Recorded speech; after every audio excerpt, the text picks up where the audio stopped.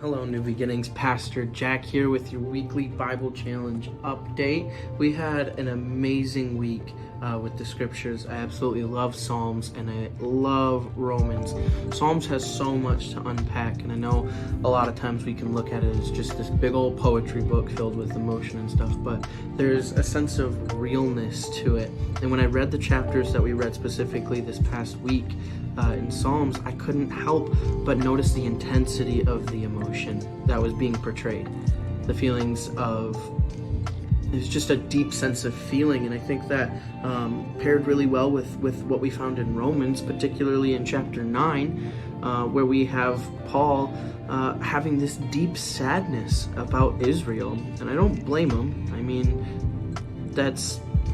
they messed up, and they're not doing so hot right now. And you know, it's almost like when you see your family mess up and you're just like, my heart breaks for what you are doing right now. Stop it. And you know, we can get stuck in there. But so often we feel like, as Christians, especially new Christians, I know I fell into this for a long time, and that life becomes easy and we don't have to feel bad things anymore. You know, we don't have to feel sad anymore because we're saved and life is great now and Jesus is awesome, and He is, and we are saved, and that's an amazing thing to rejoice about. But God, He gave us emotions. He gave us the ability to feel things. And from my personal experience, bottling it up and shoving it deep down inside you really only hurts yourself, and it doesn't do anything. God gave us the ability to feel, and sadness is okay.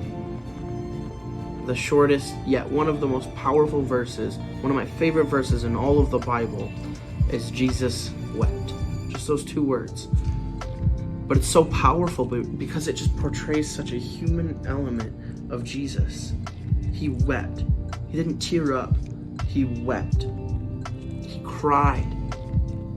He was crying with Mary over the death of their friend.